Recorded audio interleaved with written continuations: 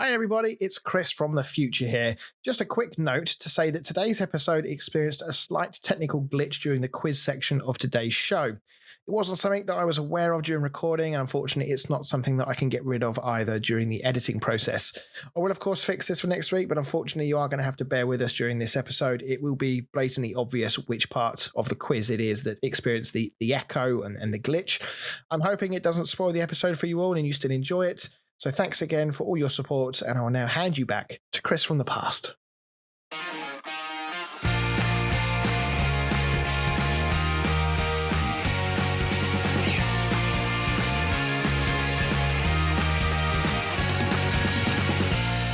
Hello everyone, and welcome to episode number 8 of The Kickabout. And with me this week, as always, we have Dan and Fran with us. Hello. Hi.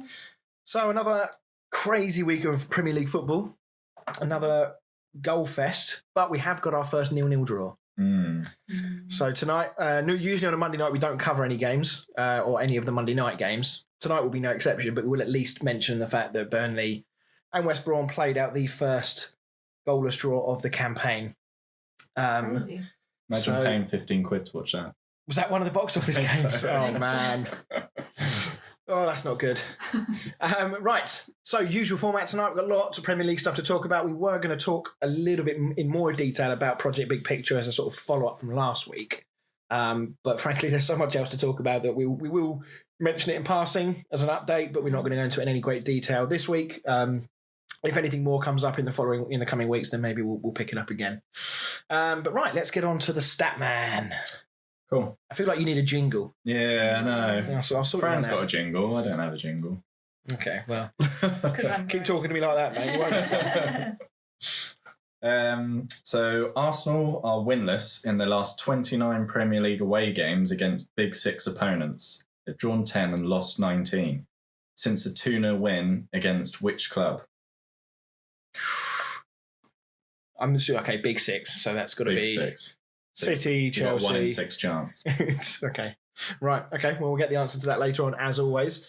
Right. Let's get on to the first game that we're going to cover tonight, which is another kickabout derby, 2 in a row. Spurs against West Ham. I'll go stick the kettle on. Shall Wow, what a game of football this was. I mean, if you're a neutral, Beautiful. then this was something rather special. I enjoyed it. I feel like, but even as a football fan, if you were a West Ham or Spurs supporter, it was still just a banging game of football. Yeah, I think obviously the really hardcore fans will be the ones that, you know, if you're Tottenham, you're throwing your toys out the pram because you threw away the result. Or if you're a West Ham fan, obviously you're going nuts with the win. But yeah, if you do take a step back, it was a ridiculous game of football.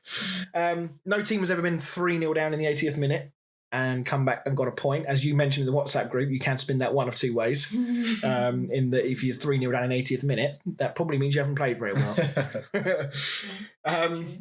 I must admit, I was kind of screaming at the TV watching the game, thinking, why the fuck is Moyes here? Get him back working from home. I thought that. Get this man a taxi. Get him out of the stadium. Get him home. No one's going to want him there. Maybe you could just do like the half-time call via a Zoom call or something. But obviously, whatever you said at half-time worked. Yeah, I mean, obviously, we'll talk about the game. The first 15 minutes, really, Tottenham just absolutely blitzed West Ham. It was looking very peachy for the first 15, 20 minutes. The first goal was just very easy. I don't like Balbuena. You sort of, I mean, even kids football, you tell them, show them down the line. Yeah. And he stood more towards the line than he did the goal. So Son just easily pushed it to his right. I feel like they made it look easy. It was a good goal, but I'm just saying that you're taught to show people down the line, which he didn't. I mean, we've seen this on a number of occasions already, actually, defenders making basic mistakes like that. Son is obviously very, very good with his left foot, but where he was on the pitch, if you show him down the line, he's not really going to score from that angle. No. So at best, he's going to whip a ball in, which of the two options, bearing in mind cutting inside onto his right foot, you see what happened, was a very, very good goal. But yeah, show him down the line. To be fair to West Ham, though, it very much started, like the first 30 seconds before that goal was it you guys shooting, wasn't it? Well, we were very much, we got a little bit too intricate once we got the ball up the other end. Yeah. But from the moment it broke, that was it. Spurs were bang up the other end. And Harry Kane, we'll get onto his performance in a moment. But the pass that he played was absolutely, it set the tone for the night that he ended up having, frankly. But he's done that in quite a few games so far this season. Loves an where he's assist, almost been like on the halfway line and sort of bangs like a Bruno Fernandes ball in. Yeah, and obviously he then showed his own class with the ball at his feet in terms of scoring as well. Lovely little intricate play, gets the ball, he sends Declan Rice for a cup of tea, then knocks it through Bonner's legs as well with the shot. And then, less than 10 minutes later, with the header from Reguilon's cross. Is it Reguilon? No, not Reguilon. It's Reguilon, isn't it? Yeah. I don't know. The left back for Spurs. And he also had a very good game, I thought. I thought he's given something from left back that Spurs haven't had for a little while, probably since prime Danny Rose. When Danny Rose was in his real purple patch of form, he was playing like that for Spurs. So I think Reguilon really does he feels a real need for Spurs in that position. I think he's another like Trent Alexander-Arnold. I think he's a very attacking fullback, maybe not so reliable defensively. Yeah, obviously we probably need more games than what we've seen from him yet to sort of maybe make that judgment of him from now. Clearly, he's got a very good left foot. But even those 15 minutes and then for the rest of the game, frankly, I'd never actually felt that West Ham were playing that bad. No. It was just a case of that Spurs just absolutely blew them away with just sheer class. That's the difference when you have players like Son and Kane in your team. You know those sort of things can happen. Yeah, it wasn't like errors on West Ham front at all that made the goal. No, Jamie Carragher was quite critical of the second goal of West Ham's defending. I think that was being a bit harsh. I think you have to say that's more world class from Harry Kane than that is bad defending from West Ham. There were about 5 West Ham players around him, but yeah. I mean, it was a great strike to get in the bottom left corner from sort of where he was as well. Yeah, I don't even think the keeper moved, did he?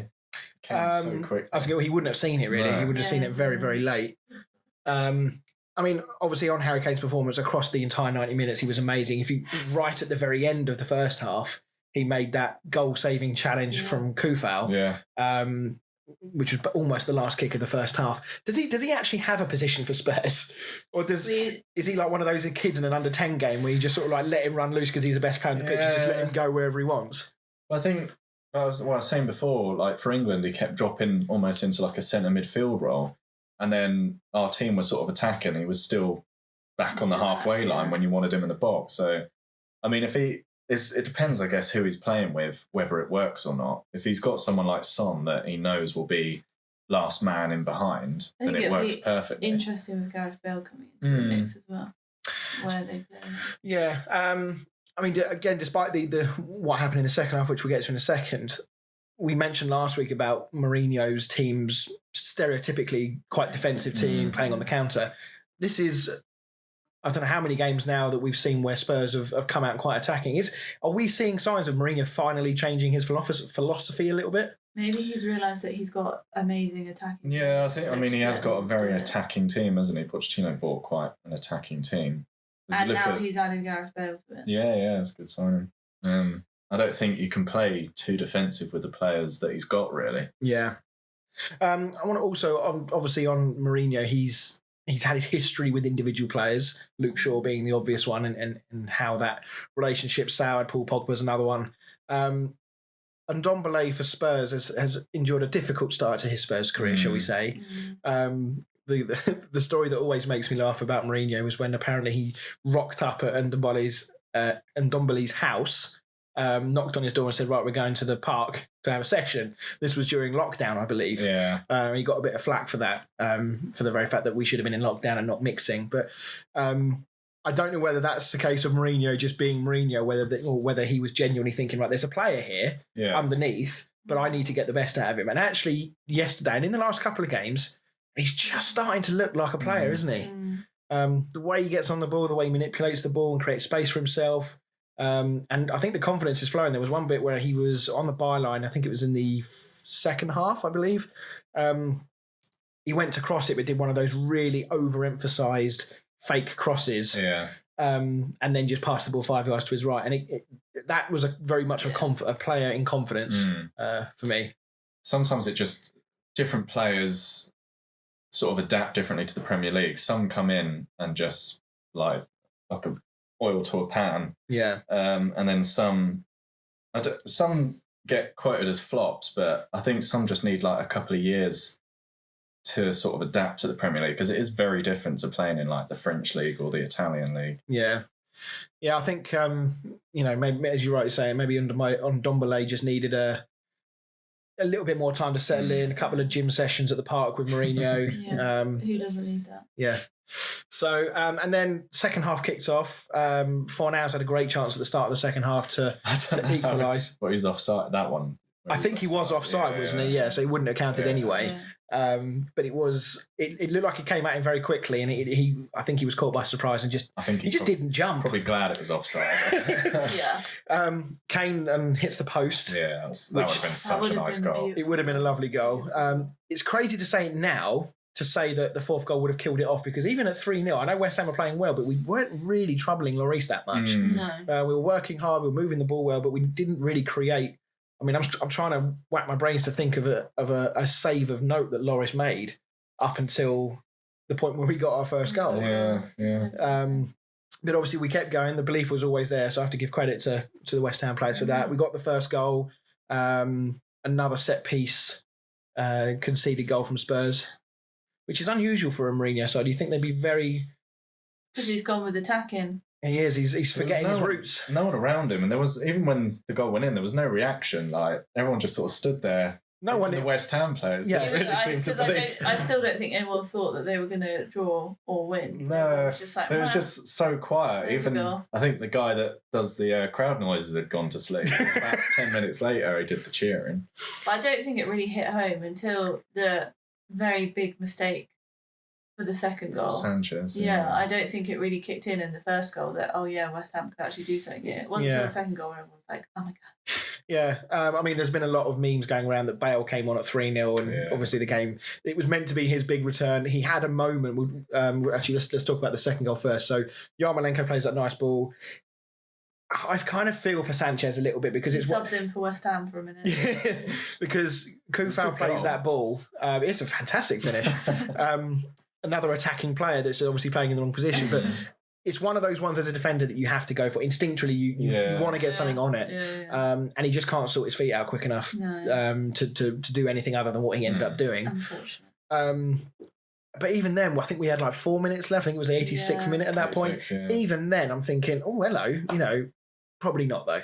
Oh no, I was very much like West Ham are going to draw at this point. So no, I couldn't see it coming, to be honest. No, and West Ham have had these games before. We actually had a game against Spurs last year at home that we did exactly this. Went 3-0 down, got it back to 3-2 towards the end of the game. And then of course Gareth Bale gets the ball on the right, cuts inside, little shimmy. That would have been beautiful. That was really nice. Really nice footwork. Yeah.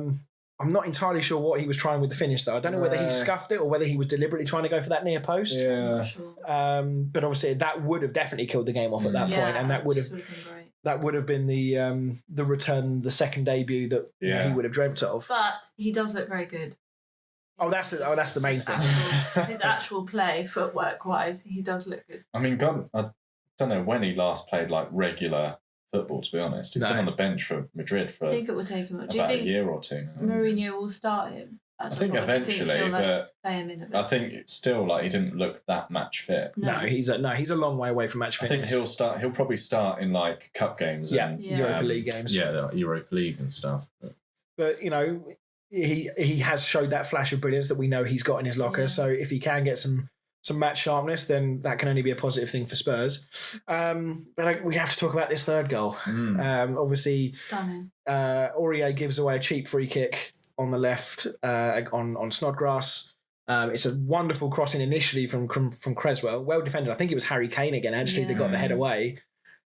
Winks sort of doesn't really deal with it at the second chance. And then Lanzini comes in and does what he does. It's one of those ones that he could do 100 more times. And he I was going to say 9 like times that. out of 10, it's going into the top tier of the stadium, isn't it? Rather than in the top tier of the. But technique-wise, that's a beauty, isn't it? Yeah. To cut across the ball like that, to make the ball go away from the goalkeeper. Lloris gets a touch on it as well. It's even better that he gets a touch on it and just pushes it even more into the corner. Yeah. Do you think there was, I can't remember who it was, somebody was talking on Sky about a potential foul from Ogbonna on Winks. Do you buy into that? I think he knows what he's doing. He's sort of stood in front of Winks. Yeah. But I don't think you can, unless he's, he's just stood there. He hasn't moved in front of his path. No. He's just sort of stood up. I think originally he looks like he doesn't know Lanzini's there. Ogbonna sees Winks, sees the ball and runs towards the ball. It's only at the last minute Ogbonna suddenly realises, Lanzini's there. Stops and sort of gets in Winks' way. Be very soft. Imagine if after that goal they'd looked at VAR and said, "Oh no, it's a foul." I would have. I would have probably retired from this podcast. So, but no, overall, fantastic game of football. As a West Ham fan, obviously, I'm delighted.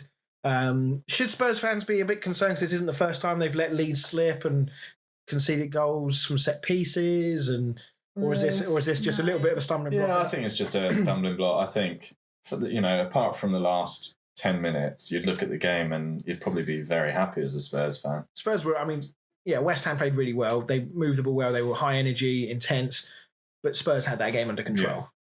Yeah, it's no biggie.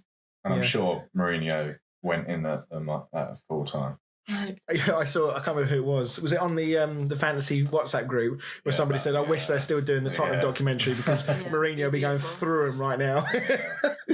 So okay. Good result for West Ham. Not so good for Spurs, but overall Spurs have been showing real signs of positivity in the last few games. So I don't think there's anything to worry about for the moment for them. No. Right, let's talk about Chelsea against Southampton. So this is becoming a bit of a recurring theme. Joe Morton won't be very happy that we're talking about them again. The only time they've won is the time we haven't talked about them. But there are some positives. Let's talk about the positives for Chelsea first. New signings just starting to click. You would say beautiful front three probably had the freedom of Stamford Bridge from vast majority of that game. I think they're going to be obviously defensively a lot to work on. I think the front three will be, when they're properly cohesive, I think they'll be amazing to watch. Yeah, there's a lot of new signings. It's going to take a while for them all to gel in at the same time. How long are we expecting that, though? Because I feel like we have been saying that a lot. Yeah, but you can see Timo Werner's, his goals have been coming the last couple He's been working really hard. He's had chances. Yeah. Kai Havertz has scored goals, not in the Premier League. Has he scored in the Premier League? I know he got ones in the cup. Can't remember if he's got any Premier League goals before the weekend. But yeah, the quality of the goals they scored were really, really good. Fast, fluid movement. Werner's obviously got a lot of pace as well, so that he's good enough that he's happy to have the ball to feet. The turn that he did for the first goal, where I actually thought he'd mucked it up. I have to say, because I thought the chance had gone because he kind of squared up a defender, came inside, and I thought, right now, do almost like what Son did against West Ham. And then he didn't, and then he didn't, delayed again, and then he delayed again, and somehow managed to find a gap at the end of it. So, brilliant goal for him. Ziyech obviously getting his first minutes for Chelsea as well. I must admit, I didn't see a huge amount of him on the highlights, but still an exciting player to come into that team. Yeah. What would you say? It looks to me like Chelsea are favouring this kind of traditional, almost like 4-3-3 hybrid type formation with Werner through the middle. They got Havertz supporting on one side and maybe Mount on the other. What do you think is their best sort of front three / front four if you include someone from the midfield? I would probably have Pulisic at left wing, Timo Werner. I don't know whether I'd have Havertz up there or if I'd have him just behind the striker. But they've got and then you've got Mount, you've got Tammy Abraham, you've got a lot of attacking players. Hudson-Odoi, Giroud. That Giroud's a bit of a one you chuck on if you need a goal towards the end, I think. But he will go on runs though. Yeah, and he will score goals. At some point this season, he'll get 6 or 7 games in a row, and he'll probably get you 5 goals. Yeah, he is always a sub, though, isn't he? But that's been his whole career, really, isn't it? Even at Arsenal. He's been linked away. Inter Milan have got this love affair with Premier League players over the last Conte, I think. 18 months or so. Yeah, and Conte loves a Premier League player. Giroud apparently was quite close to going there in the last transfer window. It didn't happen. I think from Chelsea's point of view, I think that's a good thing it didn't happen. I understand why Giroud wanted to go. Yeah. But I think from Chelsea's point of view, having already let Batshuayi go, I know they've got Tammy Abraham there as well, but Giroud is a very different player to both Werner and Abraham. So they go 2-0 up, seemingly cruising, and then the same old things start creeping back in again. The first one is a mistake from Havertz, edge of the box, gives it away. Still a bit to do, in fairness, from Southampton, but Danny Ings takes it wonderfully. Really good goal. Rounds the keeper so easily. It was just that sort of drop of the shoulder. Yeah. It was such a fluid movement. There was no stop, have a look at the keeper first. He knew from the moment he got that ball what he was doing. Yeah. And then we got to the second one, which was I don't even know where to begin. I mean, it's very easy to criticise Kepa here, and we will. But Zuma also. There's poor pass from Zuma. But Kepa, I don't know what he was doing. He could have quite easily come and just cleared it, but he sort of stuttered. And then he sort of stumbled as well, didn't he? And then he decided to go, and then he went down for like a sliding tackle and completely missed the ball. I think he kind of half-assed it. Yeah. And then he came running back. And then he's kicked it against the post. But, I mean, I don't know why he's come back in with his feet. Maybe he's thinking if I slide in, I'm going to smash me head against the post. Maybe that's why. But again, it's just it's such a... I don't really know how to describe it. It's chaos. He did reach round, though, to grab the ball, didn't he? But Adams was just too quick and smacked it in the goal. Yeah, it was calamitous. It was schoolboy stuff. It was a bit of just a goalkeeper with no confidence, isn't it? Yeah, I mean they've had probably 3 chances to clear that ball and stop that. It was just careful, wasn't it? That's kind of what you expect. Yeah, the third goal was less of a mistake, really. A bit scrappy, and a disappointing goal for Chelsea to concede, especially after they got themselves back in front again. Yeah. We've spoken at length before about Lampard and about whether he can organise a defence properly. I'm going to flip it around a little bit. Are we being a bit too harsh? Because can you realistically coach individual mistakes out of people? I mean, he's been unfortunate with players like Kepa. I mean, it's tough when you've got someone like that because obviously with a goalkeeper, like they always say, if you make a mistake, 9 times out of 10 is leading to a goal. Yeah. And when you've got someone that keeps, because say like United have got Harry Maguire, been making a lot of mistakes, it's a lot different to having a goalkeeper who makes a lot of mistakes because it usually ends up with a goal. Yeah. If Maguire makes a mistake, there's half a chance. Yeah, there's another line of defenders there, and then a goalkeeper. I think it's unfortunate for Chelsea that their worst player kind of is their goalkeeper because the goalkeeper takes all the blame. Yeah. And, like you said, it is for the goal. And it's unfortunate that Mendy got injured on international duty. Yeah, it's only a short injury. Yeah. Thankfully for Chelsea fans, I'm sure they'll be happy. I wonder, will he swap out Caballero for Kepa? I'm surprised Caballero didn't play instead of Kepa, actually. Yeah. But just to sort of highlight some of these points, because some of the stats here are actually a little bit contradictory to what we've expected to see. So if we take out the 3 teams that both got relegated last season and came up this year, so we just break it down to 17 teams, since August 2019, Chelsea have conceded 63 goals. Only Southampton, Villa, West Ham, and Brighton have conceded more goals in the Premier League, which is obviously a fairly worrying statistic for someone of Chelsea's calibre. But they have only conceded 379 shots. Only Manchester City have actually faced fewer. So actually preventing the shot in the first place is not Chelsea's problem. It's stopping the ball from going in. And their expected goals is only around the 44, 45 mark, which again is quite high up in the table. And this is by far the largest difference between the actual goals conceded and what the stats are sort of telling us that they should be conceding. And 7 of the 9 goals this season have come from individual mistakes. I do feel like it is a bit harsh on Chelsea because every other team defensively is not really doing that great at the moment. Is it just a bit of a narrative that's going around at the moment with the media where they've cottoned onto a story? And I think it's different when you get teams like... Sorry, go on. No, go on. No, it's just because you get teams like Chelsea, United, Arsenal, who are like your sort of top 4, top 6 teams. So when they're conceding, 3 goals, 4 goals to teams like Southampton, Brighton, Crystal Palace, that's why it becomes such a big talking point. Yeah.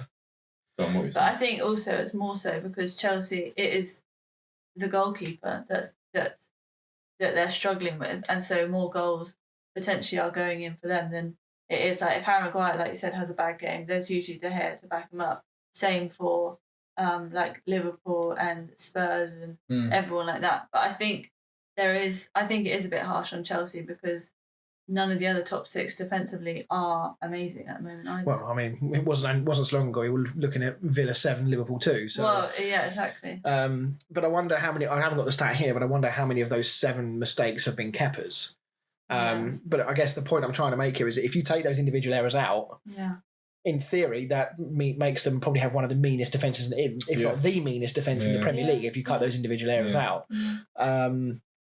So I think if Chelsea, given the way the Premier League is going right now with the sort of random results that we've been seeing, if Chelsea can sort out these issues and cut these individual, even if they cut their individual mistakes in half, rather than, because everyone's going to make mistakes, it's football. But if they can reduce them to as minimal amount as they possibly can with the strike force they have, they are going to be a force if they can get it right. Well, I think the further and further we get into the season, that the players are going to get more and more match fit, and you're going to see things start to go back to normal. I don't think you're going to be seeing 7-2s and that all season long. See, I have a different theory. I think it's going to get worse. Do you think? I think fatigue is going to come into it. I think the amount of games people are playing, depending on how deep into competitions some of the teams go, we've got international games still happening. I don't know when the next set of international games is now. I think as the season goes on, because we've not had that traditional break of however many, it's like two and a bit months. They played a huge amount of games in a short space of time at the end of last season. We're now chucking a lot of games at them at quite random times, often with not too many days in between as they would usually have.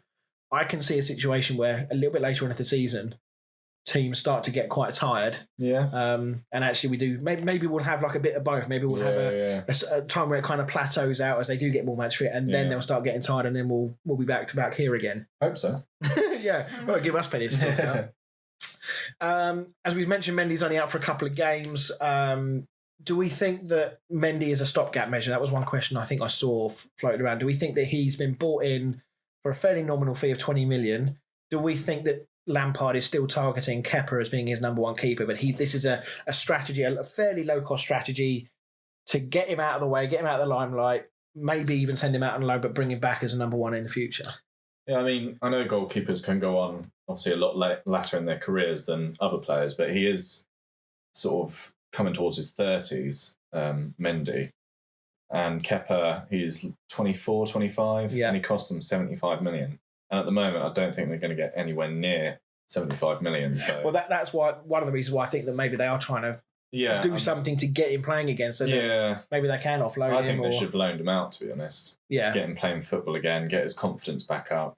Because, I mean, you're not going to get his confidence up being sat on the bench or, playing games like against Southampton. Yeah. Because if anything, that's a game where he really could have had a great performance and maybe put his name back in the hat again. But if anything, it's probably doubly as worse. Yeah, exactly. Because he knows he's only back in the team because Mendy's injured. Yeah. And he's now had an awful game. He's like, fuck me, that's really put me down the pecking order now. Yeah.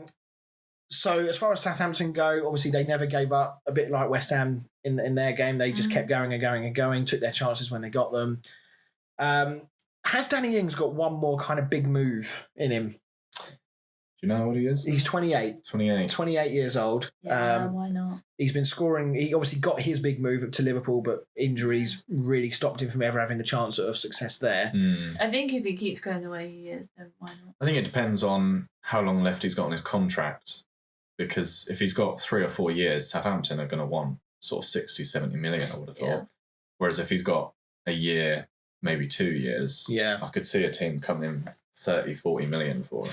Do you think, I'm just trying to think where he fits in, because I don't really see him getting into your traditional top 4, top 6. With the possible exception of Spurs, I think he would actually do quite well at Spurs. Potentially Leicester, with Vardy getting towards the end of his career. Yeah, that would be a good move, actually, I think. Yeah. Again, fits into their style of play quite well. Brendan, I think he would be a very Brendan Rodgers type player. And he's very similar to Vardy with the pace and getting poaching and stuff like that. So. And just a quick mention for the Southampton manager as well, Ralph Hasenhüttl. has his achievements at Southampton gone under the radar a little bit? And just to sort of highlight that, they have had a history of good managers at Southampton that have gone on to bigger and better things. Pochettino being the obvious one. Koeman. Ronald Koeman. Now Barcelona manager. But here's a couple of stats for you from last season. So Southampton lost 9-0 at home last season to Leicester on the 25th of October. They went on after that to get 44 more points in the rest of that season, which was actually 2 more than Leicester got after that game. They were second bottom after 12 games, which was at the point they had that 9-0 hammering. They were 11 goals scored, 29 against, so minus 18 goal difference. And then fast forward to the end of the season, 11th place, they've halved that goal difference deficit. And now with Danny Ings still there and keeping him, they're having a pretty reasonably solid start to this season. And with the squad they have and the resources they have, I think Hasenhüttl's his performance and his job there has gone under the radar a little bit. Yeah, well, I think last season he was sort of bookies' favourites to be sacked at one point. Oh, it's not surprising when you get beat 9-0 by Leicester. I mean, he's turned it around very well. And they finished the season really strongly last season. Yeah, I don't know whether he's next on the conveyor belt of Southampton managers to get a job. Obviously, there aren't really any jobs going at the moment, but it wouldn't surprise me to hear his name. It wouldn't surprise me to hear his name floated around a more established Premier League. I know that's harsh on Southampton because they are an established Premier League team, but you sort of you get what I mean. Yeah. So, so let's move on then to Leicester against Aston Villa, the only 100% record left in the Premier League. Would anyone have thought that at the start of the season? If I'd have said to you after 5 games or 4 games, there'd be one team with an 100% record, how many guesses would it have taken before you said Villa? After they survived on the last day of the season. I mean, they quite the turnaround, isn't it? A coin toss stopped them from being in the Championship this year. So it's quite crazy. Aston Villa have won their opening 4 games of a league season for the first time since 1930. But I mean, the game itself was not really a classic. It wasn't a great game. Leicester lacking bite with that. We just mentioned Vardy in the same conversation as Danny Ings. They're lacking bite without him. How many games has he not played? This was his first he hasn't played. But as you said earlier, there's talk of him being out for a few more. Because Brendan Rodgers did say... he said he's 2 or 3 games away from being match in the fit. interview, he said, we were knocking in goals for the first, 2 or 3 games. And then the last 2, hasn't been as... I've drawn a blank. Yeah. Soyuncu's also out for 3 months. That's quite a big loss to them. Yeah. Rodgers will have a few headaches here, I think. It's amazing how things can change so quickly, given the start of the season they had, scoring goals, as you say, Fran, on a very regular basis. But now, will they be looking at a missed opportunity in the transfer window to not bring in another striker now that Vardy's out for at least three weeks or whatever it is? Yeah, I think so. I don't think... I said before on a different episode that I don't think Iheanacho is a good replacement for Vardy. He just doesn't really... He's nowhere near Vardy's level. No. And with obviously Vardy getting towards the latter stage of his career, he is going to pick up niggling injuries. So they are going to have to come up with a plan B sooner or later. And as you say, Iheanacho probably isn't that plan B. No. He's plan B all the while they don't have another plan B. Yeah. Otherwise he's way down the order, I think. So just quickly talk about Villa. Title contenders or... I wouldn't put your house on it, that's for sure. Have you seen the league this year? Wow, yeah. Who knows? Well, nobody gave Leicester a chance, did they? So who knows? In all seriousness, though, worth a quid. It's absolutely worth a quid. I wonder what the odds are right now. In all seriousness, though, they do look a really good outfit at the moment. They look tough to break down. They're working really hard. And in Ross Barkley, they've got another match winner, and he proved that at the weekend. Yeah. Yeah, he's settled in pretty well, hasn't he? Yeah, he scored 2 goals already for Villa in his first 2 games. It took him 42 games at Chelsea to get to 2. Or he scored 2 in his last 42 at Chelsea. We mentioned this could be a good signing. It's looking pretty special at the moment. Yeah. Do you think that him and Grealish can work not only for Villa, but do you think that could potentially be something that England could look at? Yeah. Although Southgate seems to have a vendetta against Grealish, he just doesn't want to play him, does he? Yeah.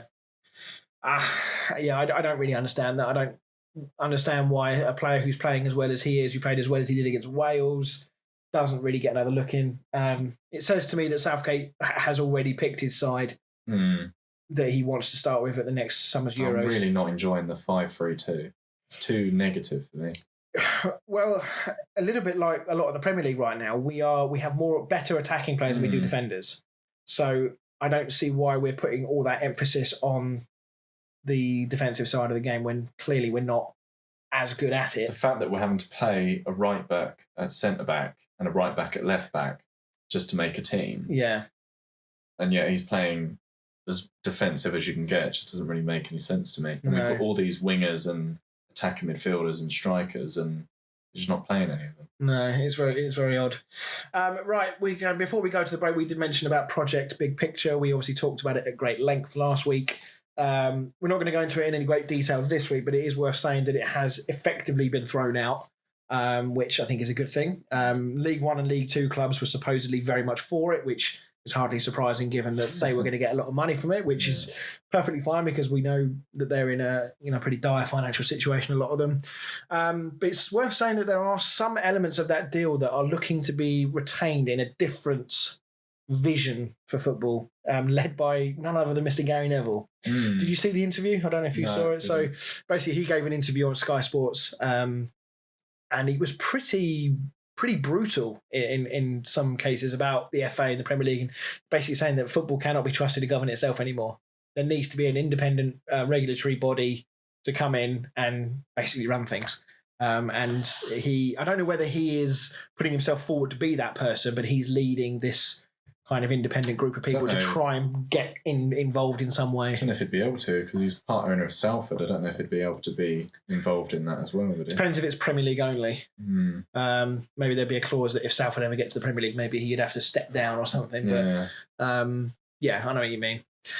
So, that brings us to the end of the first half of the show. In the second half, we're going to talk about an incredibly drama-filled Merseyside derby.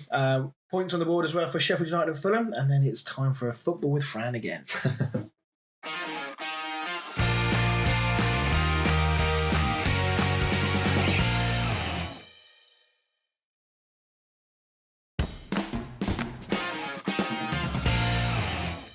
Hey everyone, and welcome back to the show. So we are going to get going with Everton against Liverpool, the crazy Merseyside derby, first one of the season. Another one to add to the list of ridiculous games. Everton lose their 100% record, but remain unbeaten at the top of the league. They have played an extra game than Villa. Assuming Villa win their game, then they will go top. Wanted to, on that point about Everton being top, I did see something quite interesting on Twitter. So the league leaders in Europe's top 5 leagues. So Everton are top of the Premier League. Lille are top of Ligue 1. RB Leipzig are top of the German Bundesliga. AC Milan are top of Serie A, and Real Sociedad are top of La Liga. I don't know what odds you would have got for that after 5 games, but if anyone's put any money on that, they will be millionaires right now. Yeah. Right, let's get to the game. Calvert-Lewin in the goals again. I think we have to make a pact here and now, Dan. We have to say, I'm sorry, we were wrong about Calvert-Lewin. His heading ability, it's Ronaldo-esque, isn't it? It is, yeah. He's got the height as well and the jump. But he just holds himself. I know we say this every week, but he literally just holds himself. It's like somebody is holding him with strings, and he just doesn't go down until he's done the header. But when that ball comes in for the second Everton goal, there was just no way that anybody is winning that header other than Calvert-Lewin. You could see as soon as that ball comes in, I was like, this is going in. Yeah. You knew what was going to happen. Great goals from Salah and Mane as well. Mane obviously getting Liverpool off to a fantastic start. But Salah's goal as well. I was going to say, I hope you bring up Salah's goal because he just hit it so quickly. It was like you blink and you miss it. Yeah. And he volleyed it as well. It wasn't like I don't know how he did it. It was possibly one of the most instinctive finishes I've ever seen in a football game. Salah gets a lot of flack. Given that he's now scored 100 goals for Liverpool, only 2 players for Liverpool have ever done it quicker than him. It's taken him just 159 games to do it. Does it surprise you both that he's still getting flack for being selfish? Is one of the criticisms that's often thrown at him. I don't know why. I was reading this earlier, and I don't know why, but I do think of him as a selfish player, like just in general. But I don't know if that's because I've read it in the media so much that I'm like, oh yeah, he is. Or you've been brainwashed. Or it is. I do think of him as a selfish player, but also I think it's unfair because he's just playing football. Like everyone obviously wants to score goals, and obviously he's an amazing player. He's doing very well at it. Yeah, there's a lot of pressure on him, I guess, and because he's so good, he's always going to get the limelight for something, whether he's doing really well or really badly. There's going to be headlines about him. Really, I think the problem is you have sort of like your Vardys, your Aubameyangs that all want to be top goal scorer. Problem is you've got two in one team. You've got Mane and Salah who both want to beat each other and also be the overall top goal scorer in the league. So it's, that as much as sometimes they need to pass to each other, they also want to be selfish and score the goals. And out of the two, I always think Salah is the most selfish. Yeah. And I think you saw it, was it last season when they sort of had a paddy with each other and Firmino was laughing. And I mean, Firmino's probably sat back thinking, I only score one every 20 games, so I'm fine. But it is interesting because for the most part, Salah and Mane, that hasn't happened. It only really has happened once, which is in that game you were talking about there.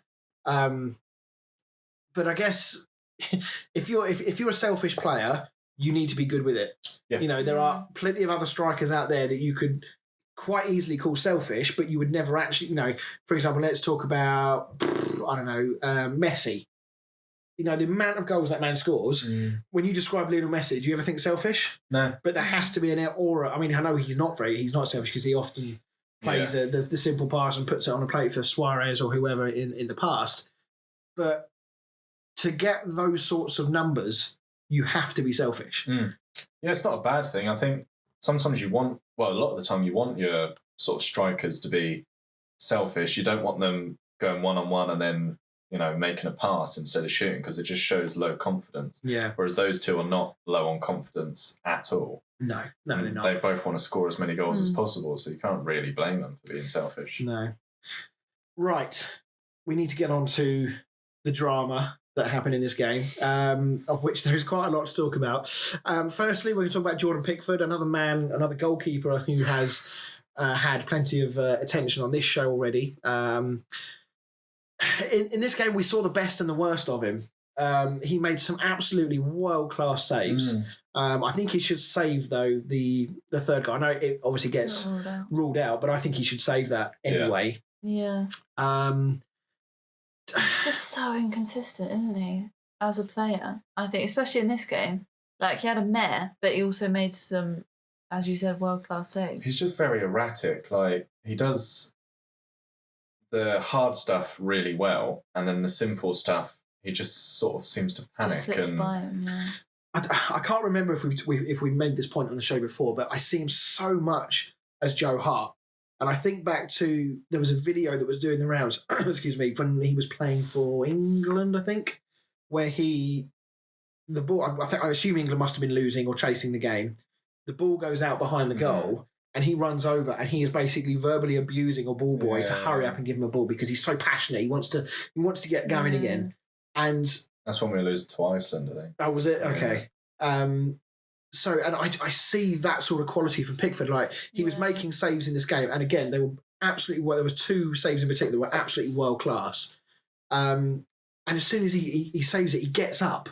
And it's like he's just had a line of cocaine on the way up. He's so pumped. He's so just all over it. Yeah. And you just kind of want, mate, just relax. You've made a good save. Clear your mind. Focus on what's coming next. Yeah. And I really do think that's going to be his downfall. At the moment, he's flirting with that line between being dropped as both an England and an Everton goalkeeper. And I think once he goes below that line, I think he's going to find it, unless he makes real changes, I think he's going to find it difficult to come back up again. He corners and stuff, 9 times out of 10, he's come out to punch it, and which isn't a bad thing, but he doesn't, a lot of the time he doesn't get to it. And then he's coming out and jumping on top of his defenders. And you saw it, was it Everton he played for, or England, where he's sort of jumped on top of his own defender? And I think it was last week for Everton. Yeah, I think it was last week for Everton, Sorry. Where he sort of it was against his own, Brighton, I think, wasn't it? Yeah, where he sort of fouled his own defender and then they've scored. And he just does stuff like that. And if it happens once or twice, you can sort of say fair enough. But when it's happening every single week, he's lucky that Everton are playing so well at the moment that it's sort of been swept underneath the carpet. Yeah. But I don't think there's been a week yet that we haven't really spoken. No, but I mean, Ancelotti keeps getting asked about it, and he keeps just sort of sweeping it, like saying, we won, or, we played well. He's not. I think Pickford's lucky that Everton are doing so well up front, because otherwise the media, everyone would be all over him. And Ancelotti would also find it a lot harder to deflect. Yeah. Yeah, as a man. It's easy to deflect when you're winning. Yeah. So, and then, of course, we have to talk about the tackle on Van Dijk. This has caused a huge reaction in the media on both sides of the argument as to whether it was a red card, whether it wasn't, why are we making such a big deal out of it. First of all, why isn't it a red card? Can someone explain this to me? I don't know. I mean, the supposed ruling at the time was that VAR. I watched a video of Dermot Gallagher, who's like the referee kind of consultant, if you like, to Sky Sports News, and he often comes on and talks about debatable decisions and all this kind of stuff. And he said that it was human error because there's a 3-step process. He says that step 1 is it offside? Step 2, is it a penalty? And step 3 comes in, should there be anything further sanctions required? Now, step 2 immediately is a yes. It's 100% a penalty. So therefore, you have to go back to step 1 and work out first of all whether it's offside or not. Obviously, it's offside. I don't think that's definitely not in question. It's definitely offside.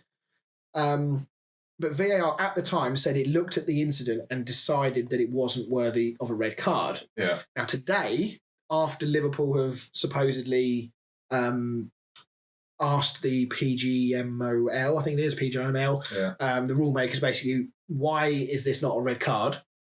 There was rumours of them basically asking for the goal to be given for the offside, which was never going to happen. Yeah. I don't think that was probably ever a thing. But I don't understand this because it was offside, therefore the ball is out of play, therefore it can't be a red card argument. And VAR today is now saying that they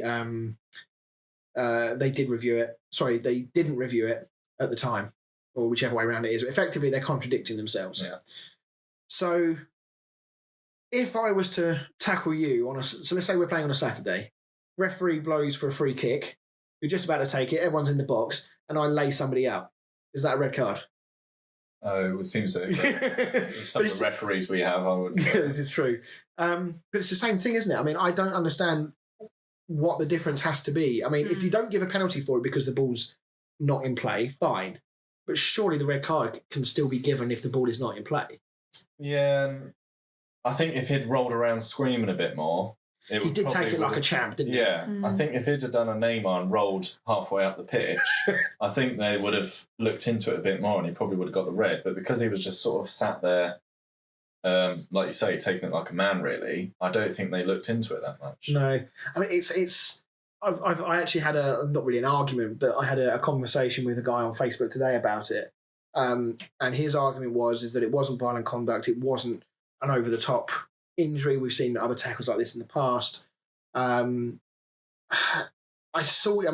also used it. He said that it was the hamstring of Pickford that made the contact. It wasn't studs. It wasn't knee. It wasn't elbow. It wasn't a more a more sharper object, if you like. Yeah.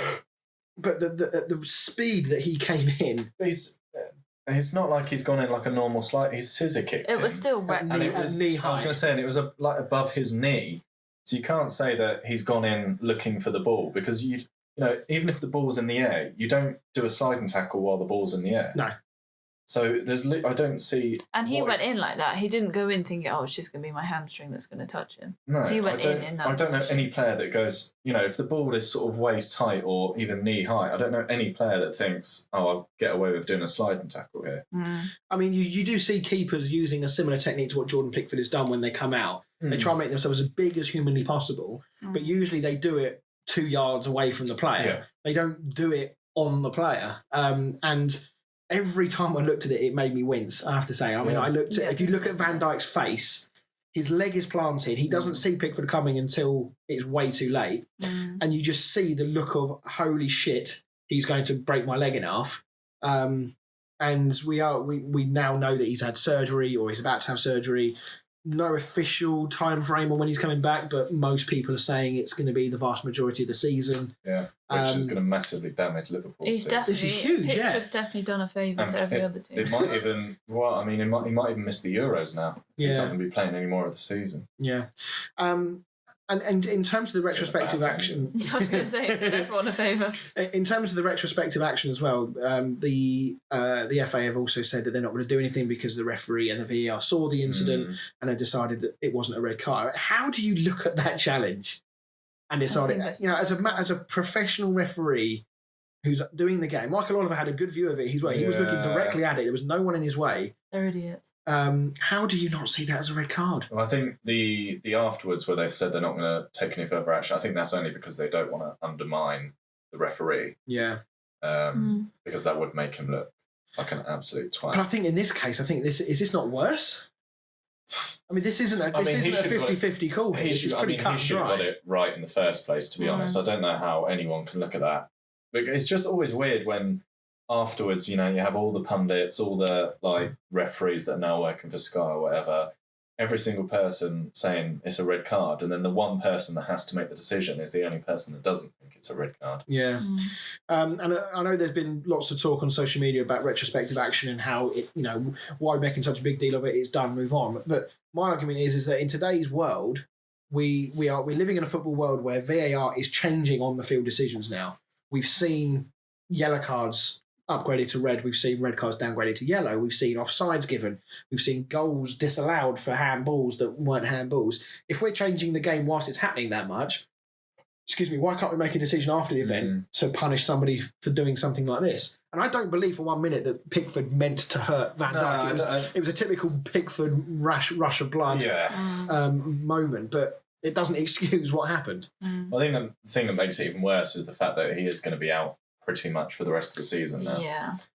Yeah, and that obviously does have an effect. If Van Dijk got away unscathed and carried on playing, I think you probably think there isn't as much of an outcry. I still think the discussion absolutely would have been had because it still warrants. But there's not as much outrage because he's out. So that, there's always two sides to an argument. I get that, but I think that two wrongs don't make a right. No. Obviously there was another red card in the game. This kind of, for me, it also links to the first one, or the one that wasn't. The argument that the ball was not in play was one of the reasons that was said for Pickford not getting the red. If you watch Richarlison's one, I'm fairly certain that the referee, just before Richarlison flies in, he blows the whistle for a foul on Mane because he sees there's no advantage from the challenge from Yerry Mina. Now, this one is probably just as much, if not more so, cut and dry than Pickford's one is, because it was an absolutely horrific challenge. Somehow Richarlison doesn't think he should have been red carded. He walks off the pitch with a bit of an Arnautovic style He's that arrogance. Sort of player, isn't he? Yeah. He also posted a tweet. I think he did an apology. Then he posted out a picture of the foul where, on one particular clip, it shows he got the ball, but it doesn't show the clip before where he nearly breaks Thiago's leg in half. And he puts like a question, like a puzzled face emoji. I think he quite quickly deleted it, understandably. I bet his press people get rid of it. Yeah. So, but it's if Oliver's given the foul for Mane, then surely the ball is dead, a bit like the offside is. So therefore, by the same rules, Richarlison shouldn't be sent off. But sometimes, I know you've said before that it shouldn't happen, but sometimes after a while you start to realise you have fucked up the original decision. So I feel like he's sort of making sure he gets that one right. Yeah, if he gets that one wrong as well, he's for the chop. But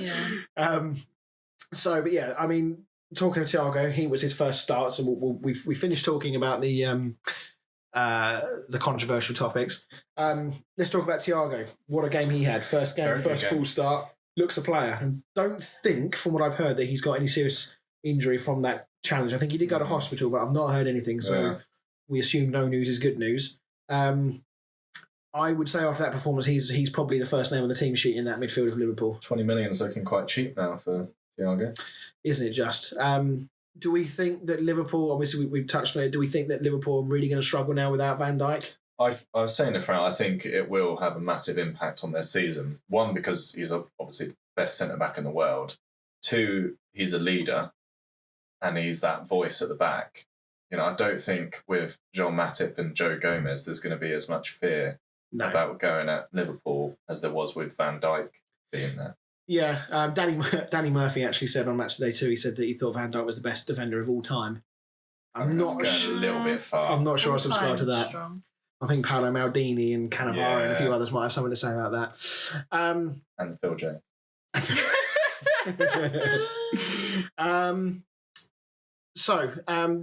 Defensively, Liverpool, even with Van Dijk, they've got the joint worst defence in the Premier League. So could it be argued that Van Dijk maybe won't be as much of a big miss? Could you spin it that way, or do you think that's just... I think, mainly down to that Villa game, isn't it? Yeah. But the problem is you've got very attacking fullbacks, and I feel like Joe Gomez, you see him for England a few times and stuff, he gets lost. And Jean Matip, he's only just come out from injury himself. Yeah, and he's a bit of a filler. Like I don't think you can rely on him. You know, he's nowhere near sort of Van Dijk's level. Do you think they're regretting letting the best defender in the world go in Dejan Lovren? But I think, unfortunately, now the window's closed, you know, they probably could have done with another centre-back coming in, I think. Yeah. Because, you know, how now Matip and Gomez are going to be their centre-backs. Who have they got? What if one of them gets injured? Yeah. I have no idea. I guess Fabinho's filled in once or twice, isn't he? Yeah, I guess, yeah. So that would probably be their next option. And then they'd have to start looking at the academy, I guess so. I don't know. Right, okay, let's move things along. Let's talk about Sheffield United against Fulham, two teams that we've not covered in huge detail on the show so far. This was very much a game that neither team wanted to lose, and neither of them did. They played out a 1-1 draw. Up until this evening, it left Burnley as the only team to get off the mark. Burnley have now done that with their 0-0 draw against West Brom. Well done then. We've got no potatoes in the league. Everyone's off the mark. But a bad day for Mitrovic. Oh, he did not have a good game. He's the first player to both miss a penalty and give one away in the same Premier League game since Arteta for Arsenal in November 2012. Really? Which he also did against Fulham. Which is a nice little stat there. It's Mitrovic. Scott Parker said after the game that Mitrovic has earned a bit of a day off. Day. Yeah. Yeah, I mean, he's been prolific for them. If he's not in their team, I don't think they're even in the Premier League this year. No. It wasn't a great penalty though, was it? Well, no. Especially when you hit the top of the bar. Like, I think they were saying, you know, if you hit the underside of the bar, it's not quite so bad. But when you hit the top of the bar and it goes that high up. I know it's a bit of a cliche, and especially it's always easy to say with hindsight, but you look at his run-up, and I already knew that he'd missed before I saw the highlights. But you look at the run-up, and it didn't look like a man that was going to score. I know it's cliche, I know it's easy to say because we know he missed, but it just didn't look like a confident run-up, particularly. Well, I don't think he's scored yet this season, has he? No, I don't believe so. Yeah, I mean, the whole team is low on confidence at the moment. Everyone's low on confidence, apart from Ademola Lookman. Yeah, it was a great goal. Who looked very much up for it. When I saw it, it reminded me of a FIFA goal because it sort of, there were tackles going, it sort of bounced off his knee and bounced through, and he was through on goal. Yeah. And he did take it very well. Sheffield United breaking controllers. Yeah. If scored against you. He looked really, really good. You could argue it was a bit egotistical, his interview afterwards, arrogance, whatever you want to call it, but equally you could say it's confidence. He was basically saying, I can score all sorts of goals. I can do this, I can do that. Okay, we're going with arrogance, okay. But it is something for Fulham to kind of build on. They need a bit of positivity around them right now. Yeah. There's no clean sheet, obviously, but it's still a better performance. It will be something that they can, they won't go away from that game with that sinking feeling of losing another game. They can build on. They've signed some good players. I think they'll start once they start to gel together. Because that Areola in goal is a good signing, and they got Loftus-Cheek. Lookman's looking good. Yeah, Mitrovic. Sooner or later is going to start scoring. Will start scoring goals. So hopefully after a little while they'll start to gel together a bit more. And Tom Kearney's I do rate Tom Kearney in midfield. He obviously last time Fulham in the Premier League they didn't do particularly well either. Tom Kearney was one of the ones that was touted as potentially being bought by another Premier League team after they got relegated, which obviously never happened. As far as Sheffield United go, actually, so let's just talk about Fulham one more. Fulham have got Palace, West Brom, and West Ham in the next three. Three. You would say there's chance. Games. Yeah, there's chance. There's chance for points in all three of those games. Really, I mean, even as a West Ham fan, as well as we are playing, we very much got a loss against Fulham in our locker. Yeah. So if Fulham were able to pick up 4 points from that, maybe 5 points, a win and 2 draws, I think they definitely need to win. Yeah, suddenly things start to look a bit better for them. Yeah, at least 3 points out of those games. Yeah. Sheffield United, they had a better first half. It was quite a game of two halves, really. Sheffield United were much better side in the first half, Fulham in the second. Sheffield United have obviously only got the 1 point. They've only scored 2 goals. Their next 3 games, Liverpool, City and Chelsea. Yeah, Fran told me, yeah. So, I mean, we've said on the show that we don't think Sheffield United are going to be down there at the end of the season. We think that Wilder will get them out of this and they'll push up the league. But there's a good chance that 8 games in, they could have 1 point if they don't pick up anything against those 3 teams. If they don't score against any of those teams, that's 2 goals in 8 games. At what point do we start thinking, actually, maybe Sheffield United are candidates for the drop? Well, I mean, last season they weren't really known for their goal scoring. They scored hardly any goals, but what they did do was keep clean sheets. Yeah. And they sort of dragged out 1-0 wins or sort of 2-1s, etc. Yeah, I mean, their goals against is by no means the worst. No. It's pretty middle, it's sort of lower mid. Yeah. But it's certainly not the worst. Unfortunately, they haven't quite balanced out the sort of letting in more than, and they've only scored, 2 goals? Yeah, so 2 far? goals, yeah. That was in the last 2 games, so... Yeah, it will be concerning for Sheffield United. They've obviously signed... Especially with that lineup next. Yeah. Sorry? Especially with those games. Yeah, absolutely. But sometimes those games can be good because you get the bigger teams going in expecting a win, and, As in the bigger teams. Yeah, I mean, you get like a Norwich turn up at Man City. Yeah. Nobody expecting Norwich to win at all. No. And then they come away with all 3 points. So Yeah. I reckon Sheffield will beat one of those 3 teams. Yeah. Heard it here first. I mean, obviously Liverpool will be that without Van Dijk. We know they've been a little shaky at the back, even with him.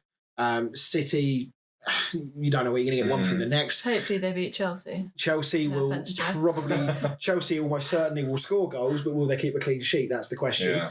Yeah. Sheffield obviously bought in Ryan Brewster. Yeah. So if he can start banging in some goals for them, that will help.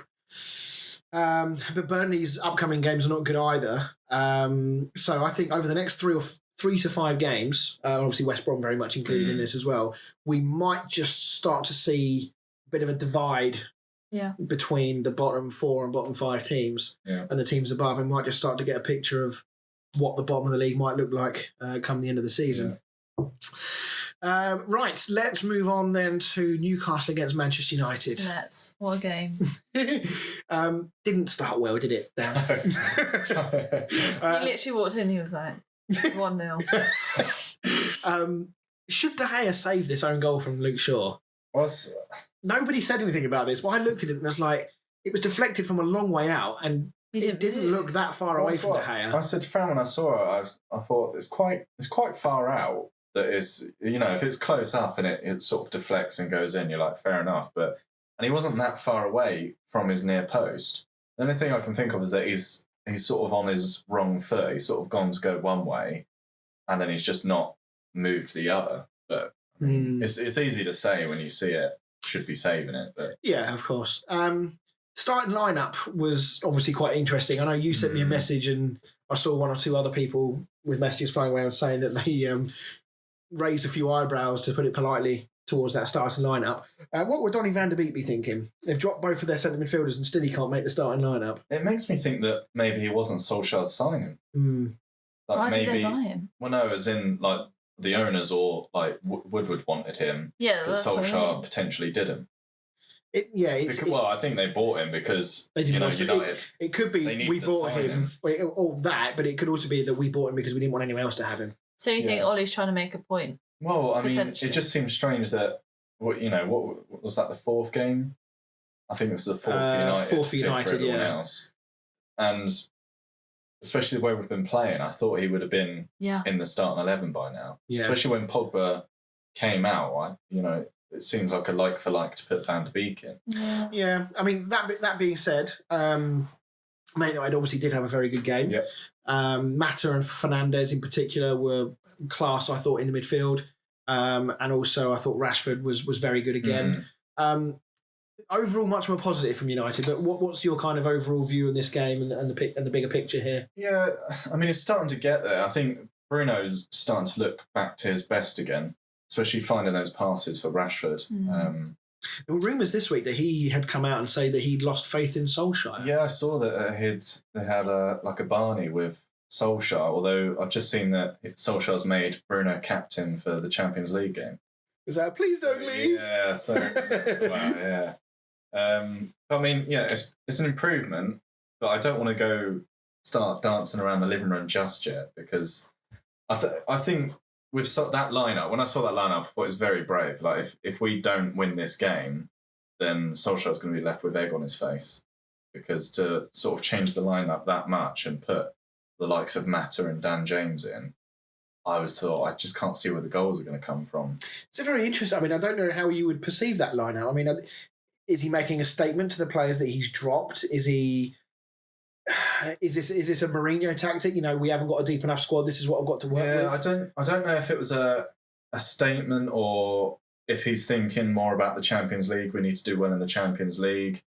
Or is it just a really bad indictment of what he thinks about Newcastle? Yeah, I don't know. I mean, either way, it worked out, and I imagine he slept pretty well. Yeah, it'll be the first time he has. And another man who'll be sleeping quite well is Harry Maguire. Yeah. He's obviously had an extremely rough period of his career, not only with how he's been playing, obviously the England game, the stuff that happened in Greece, but he will be very pleased to get on the score sheet. Almost got a second as well. Yeah. And to pick up a dominant 4-1. I mean, I say dominant. I think the result probably was definitely the right result. Yeah. But 3 of the goals came in the last 5-6 minutes. I don't know if I'd go dominant. Well, I think the performance was dominant. Dominant in terms of the scoreline makes it look United always looked like they were going to win the game. Because, I mean, even Newcastle's goal was an own goal, and it wasn't like it was a cross from like the outside of the area. Yeah, it wasn't a shot that was flying heading for the top corner type thing, and just because Spurs didn't. So, from Solskjaer's point of view, from Man United's ownership point of view, what will they be thinking? Will this be in any way, shape, or form changing their opinion of the state of United? Will they be, or is this purely Man United have got a lot of class players. Sooner or later, they're going to click, even without a good manager. Are they literally just not doing anything? Like, are they watching these matches? Who? The management of the owners. Yeah. I don't think Glazers do. Baseball on the TV, to be honest. They just wait for the old finances to come in and see how much money they've made. I don't think they really care. I mean, that Project Big Picture stuff that was written up by the Glazers, that was the first time I've even heard or seen of the Glazers in a long time. The only person you ever hear about is Ed Woodward. So, yeah, I think if I'm a Man United fan and I'm trying to think of this, if I was in your shoes, I would be looking at this with one of two ways. This could be the Arsenal school of thinking here. Back when Wenger was coming towards the end of his career, there were Arsenal fans who were genuinely saying, I'd rather have an absolutely dreadful season, not get anywhere near the Champions League, just so that Wenger goes. There'll be Man United fans like that with Solskjaer now. And there'll still be the fans that will be like, yes, I kind of want him to go. I want a better manager in, but at the same time, I still want United to do well. Where do you kind of sit with that? Because if he has more results like this, it's only delaying. Yeah, the problem is potential sacking. Yeah. The way I like to look at it is: do I think Solskjaer is going to be winning the Premier League or the Champions League? And no, I don't think he will. Unfortunately, I see it with Lampard. I think Lampard is in a slightly better position, but those two are almost on work experience. No, but I'm seriously, they've both gone into these top teams, and it will go one or two ways. It's either going to go really well, or it's going to be a flop. Yeah. And Solskjaer has this knack of goes on really lengthy runs of winning, and then he goes on really lengthy runs of losing, and then just as his name's in the paper to be sacked, he'll suddenly turn it around and start winning again. Yeah.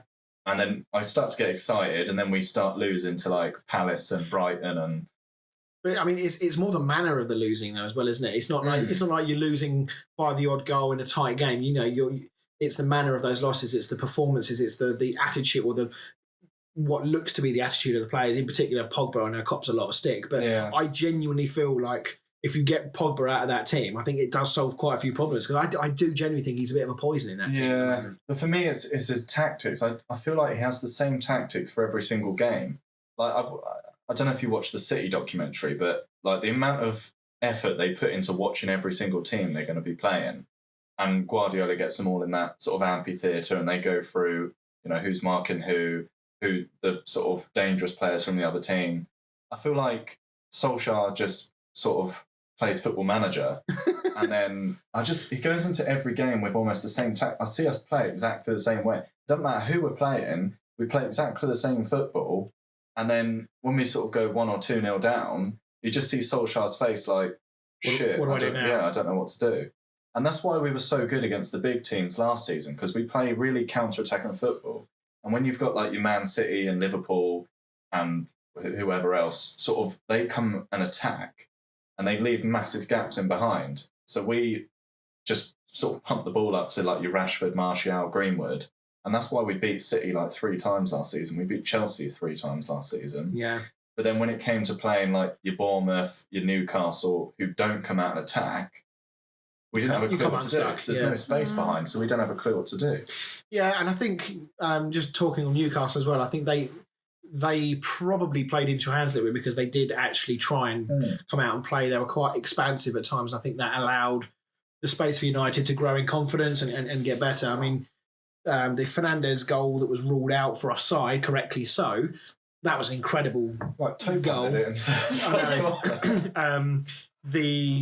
goal that put you 2-1 up was also an incredible goal from back to front. The football that was played was brilliant.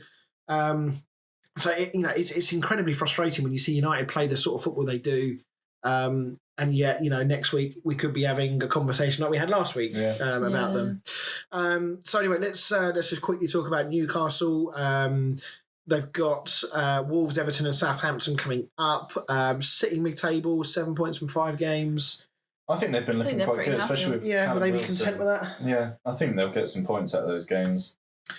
I don't know what realistically the target should be for Newcastle. Steve Bruce is he's still not liked at Newcastle. No. Obviously, the 550th attempt from Mike Ashley to sell the club failed during the summer with the background check into the Saudi operation failed. I don't really know what Newcastle fans honestly expect. With the greatest respect and with the greatest will in the world, they have not got a squad that's capable of challenging for Europa League, in my opinion. No. I think a safe mid-table is probably about as good as it gets for Newcastle, and I think that ultimately they've got to stay in the Premier League until Mike Ashley gets the sale done, and they can bring in perhaps a better manager, which is maybe a bit disrespectful to Bruce because he's doing a good job there, I feel. But certainly bring in more funding to push Newcastle further up the league. I think the problem is they had Rafa Benitez, which were quite exciting times for Newcastle, and they were sort of signing these big, I say big players, but they were, spending 40 million on Joel Linton. Which worked out great. I know it didn't work out great, but when you're a fan and you hear that your club is spending 40 million on some Brazilian striker, you get excited about it. Unfortunately, they don't always work out. But then when you've got, not that, Steve Bruce has done a really good job, but he reminds me a bit of like Roy Hodgson. It's safe, isn't it? It's very safe. You're probably not going to get relegated, but you're not going to win any cups and you're not going to do anything else. So no. It's very, I can't say that I'm in that situation, but it's very hard, I imagine, to get excited for a season when you know that the best you can hope for is finishing in the top 10. Yeah, no, I understand that. Right, okay. Let's move on then to the quiz, but first, it's Statman. A mouthful of water. Come on, Dan, it's in the notes. We're professional. Yeah, sorry. So I'll read it again. Arsenal are winless in their last 29 Premier League away games against Big Six opponents since a 2-0 win against who? This was in 2015, their last. I mean, I don't know the answer, so I'm guessing here. I'm going to say Chelsea. It was Manchester City. 2012. 2015. 15, sorry. Okay. I got it wrong as well. Not that that's a sign of how easy or hard it is. Right, okay. It is that time again. So it's time for Fran's game, everybody.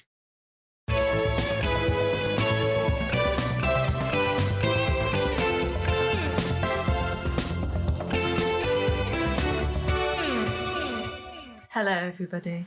Welcome back to Football with Fran.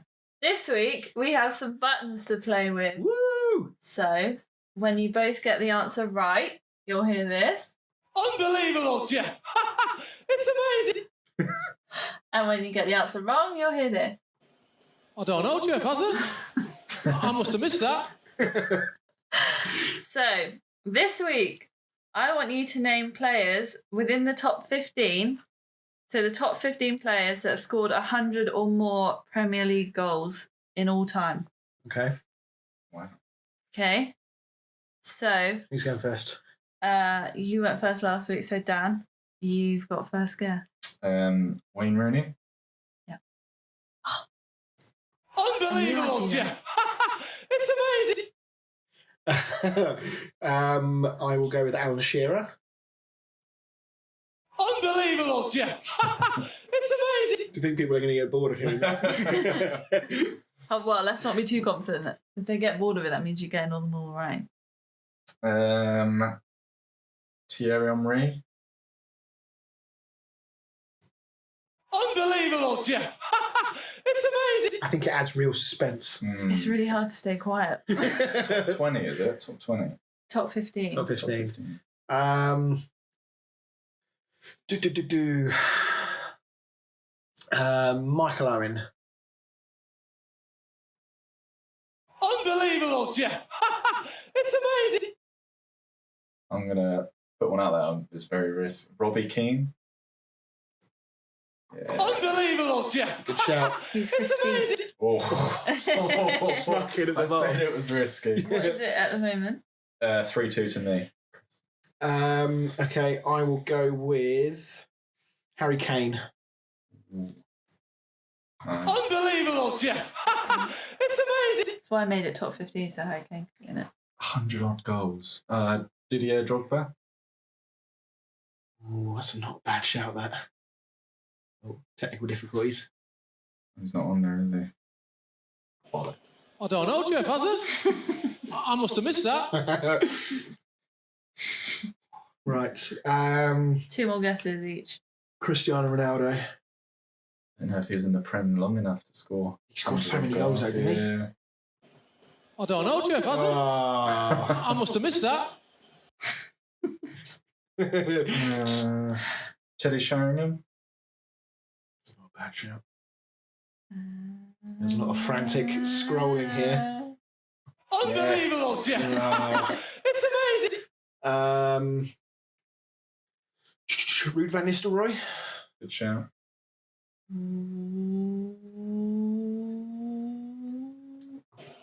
don't know, Jeff, has it? So if I get this. I must have missed that. Is this for the win? Yeah. Oh. 100 odd goals. Of all time. There's like an obvious one. Gary Lineker. That was not the obvious one. Well, it's easy to say the obvious one. I mean, there's like 100. He wasn't. Did he even play in the Premier League? 92. Premier League. Oh, I didn't realise there was a year. I thought you No, said. I said Yeah, all but the time. Oh, Premier League goals of all time. Premier League's only been going since I see. 92. There's a really obvious Back one, to is there? you, Really Chris. obvious. Who's the obvious one? Well, okay, well, maybe I should have said that. Maybe it's obvious. Frank Lampard. Unbelievable! Get in. How many have we got? We can't be many left to get, can there? What's the score? It's 4-4. So we've got 7 we'll left just to use get. Sudden death. Quickly, before see if we can get a few out. Yeah. Is it me? Oh. Yeah. Um, 3. Jermaine Defoe. Oh, what a shout that Oh, is. where's she going? What's who? Unbelievable. That's a great shout. That could have won the game. Could have won it. Right.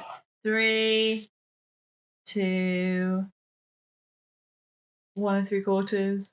No, I can't think of anyone. I don't know, Jeff, has it? Dan, must well have missed done. that. Smashed it.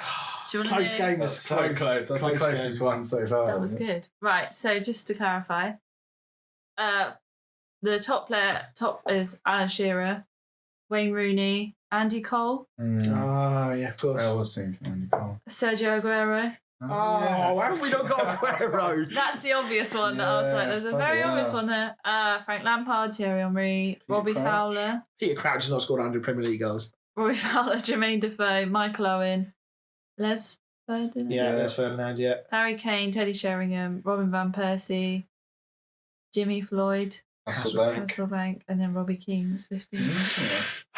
There you have it. Well done, Dan. So what was that, mate? Is that 4-1 now, isn't it? 4-1. What are we doing? We said on the WhatsApp chat that we said that we'd get to a certain point, and then, So we're going to do first person to get to 10. and the loser does a forfeit. Yeah. Oh fuck! Haven't I'll clarified start yet. thinking what. Yeah, I was going to say, what am I doing, Dan? Actually, we'll ask our viewers if you have a forfeit that you think would be suitable for whoever loses. Might not be Chris. Yeah, it might not be. Let us know. I do want to also give a quick shout out. I know I've left it a bit late. I want to give a shout out and a thanks to Joe Morton and Joe Ingram on Facebook, who both responded to our chat.